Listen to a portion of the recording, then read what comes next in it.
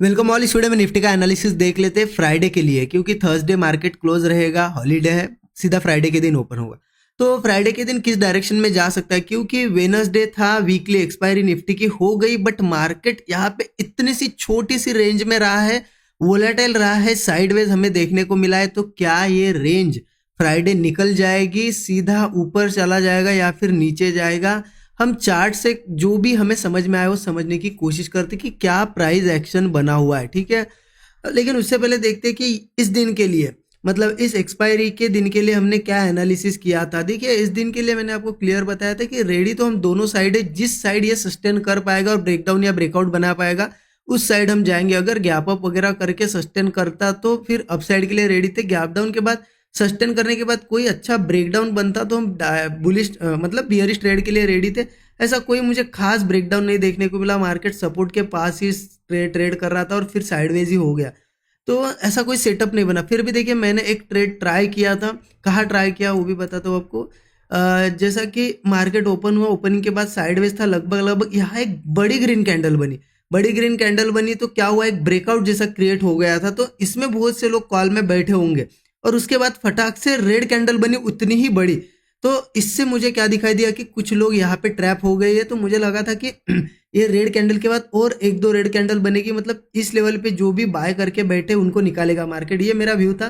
तो मैंने इस कैंडल पे, यहाँ पे जो कैंडल दिख रही ग्रीन, यहाँ पे पुट साइड का ट्रेड प्लान किया। व्यू ये था कि यहाँ से एक नीचे का मोमेंटम देगा, लेकिन मार्केट होल्ड करने लगा ये, क्योंकि मुझे एक्सपेक्टेशन था कि ये रेड के बाद कंटिन्यूस रेड कैंडल्स बने, बट मार्केट होल्ड करने लगा। ये नेक्स्ट ही कैंडल जो है ना, होल्ड कर रही थी। मैंने जैसे सोचा वैसा मुंह नहीं आया, तो मैंने यहाँ पे अपडेट भी दे दिया था कि ये होल्ड करेगी तो फिर यहाँ पे मार्केट में स्ट्रेंथ बनी रह सकती है। तो मैंने बिल्कुल 2 से 3 मिनट के अंदर ये ट्रेड एग्जिट भी कर दिया। एक छोटा सा स्मॉल सा लॉस लेके मैं वेट नहीं किया, क्योंकि देखिए, जब इतनी बड़ी कैंडल बने तो सेकंड कैंडल अगर रेड रेड नहीं बनती है तो फिर यहाँ से वापस ऐसी कैंडल्स बनने की भी पॉसिबिलिटी होती है, ग्रीन कैंडल्स।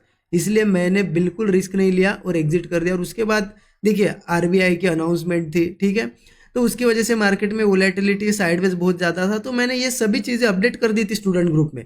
ये ट्रेड भी अपडेट कर दिया था, एग्जिट कब किया वो भी अपडेट किया, और फिर ये भी बताया था कि अच्छा सेटअप अब बनेगा तो ही ट्रेड करेंगे, अदरवाइज मार्केट साइडवेज हो सकता है। क्योंकि आरबीआई की जो यहाँ पे आज मीटिंग वगैरह थी, उस वजह से मार्केट ने ये हमें मोमेंटम दिखाया है, ठीक है। देखिए, मार्केट में क्या है ना, जिस लेवल पे अब है हम, यहाँ पे मार्केट में क्लियरिटी नहीं है, ना मार्केट को है ना मार्केट मेकर्स को है, ठीक है। जो भी ट्रेड कर रहे हैं उनको भी क्लियरिटी नहीं है, तो इसलिए मार्केट भी ऐसा बिहेव कर रहा है। अब क्लियरिटी कब आएगी, ठीक है, ये बताता हूँ आपको। क्लियरिटी कब आएगी, इसके लिए चलते डेली चार्ट पे, इससे ही समझ में आएगा कि हमें भी क्या करना है आगे, ठीक है। देखिए, मार्केट में सिंपल सी चीज़ हुई क्या है, उस वजह से ये चीज़ें हो रही है कि मार्केट यहाँ पे क्लोजिंग थी और सीधा सीधा 5% का एक बड़ा गैप डाउन दिखाई दिया और मार्केट 2 दिनों में रिकवर भी कर गया। अब ये क्यों गैप डाउन हुआ था, क्योंकि देखिए, ग्लोबल न्यूज़ थी यहाँ पे, जो भी कोल्ड वॉर की थी, ठीक है ना, चाइना और यूएस के बीच में जो भी चल रहा है और जो तारीफ लगा दिए, उस वजह से ये बड़ा गैप डाउन हुआ था। बट हमारे इंडियन मार्केट के लिए ये इतने कोई चीज़ नहीं थी कि इतना बड़ा गैप डाउन हो। ऐसी कोई बहुत ज़्यादा निगेटिव न्यूज़ हमारे इंडियन मार्केट के लिए नहीं थी, इसलिए मार्केट अब रिकवर भी कर गया। अब हुआ क्या है ना, एग्जैक्टली लोगों को भी नहीं समझ में आ रहा कि करे क्या, क्योंकि देखिए, मार्केट बियरिश है तो ठीक है, मार्केट यहाँ इतना गैप डाउन होके इस कैंडल के बाद कहीं ना कहीं वापस वो कंटिन्यू करना चाहिए था नीचे के साइड, तो लोग चले जाते सेलिंग में, ठीक है।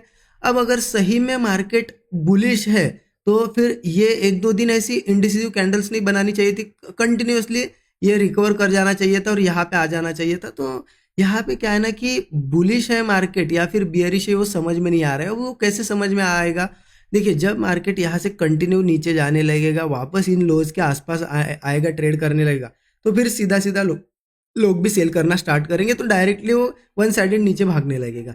अब ऊपर एक बार वो एक तो इस लेवल के आसपास आ जाए जहाँ से गैप डाउन हुआ इतना बड़ा, तो क्या होगा ना कि ये नॉर्मल हो जाएगा मार्केट। क्या हो जाएगा, नॉर्मल। क्यों नॉर्मल होगा कि इतने बड़े गैप डाउन के बाद अगर वापस उस प्राइस पे आ जाएगा, सब लोग थोड़े शांत हो जाएंगे कि हाँ ठीक है, वापस उसी जोन में है जहाँ से मार्केट गिरा था। तो यहाँ फिर डिसीजन वो अच्छे से ले सकते कि अब क्या करना है, इसको ऊपर ले जाना है, नीचे ले जाना है। तो नॉर्मल होने के लिए मार्केट को एक तो नीचे जाना पड़ेगा लोज के पास, या फिर ये गैप तो भी फिल करनी पड़ेगी। इस बीच में अब ये इनडिसीजन बना रहेगा। हो सकता है मार्केट में और कुछ दिन या फिर 1-2 वीक ऐसा ही हमें साइडवेज भी दिखाई दे, क्योंकि नेक्स्ट वीक आपको पता है बहुत ज़्यादा हॉलीडेज है, मार्केट में ज़्यादा ट्रेडिंग सेशन भी नहीं है।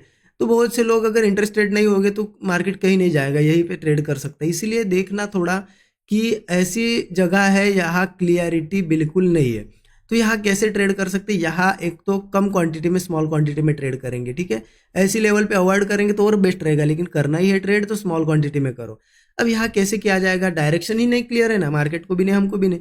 तो ऐसे में क्या करना पड़ता है, हमें स्ट्रेंथ या वीकनेस के बेस पे ट्रेड लेना पड़ता है कि मार्केट क्या दिखा रहा है। क्योंकि प्राइस एक्शन देखिए क्लियर होता, मान लो यहाँ सपोर्ट होता, सपोर्ट से ऊपर जा रहा है तो क्लियर रहता है कि हाँ अब हमें अपसाइड ही के ही ट्रेड प्लान करने। मतलब अगर रेजिस्टेंस के पास है मार्केट तो हमें पता होता है कि हाँ हमें सेल साइड के ही ट्रेड प्लान करने।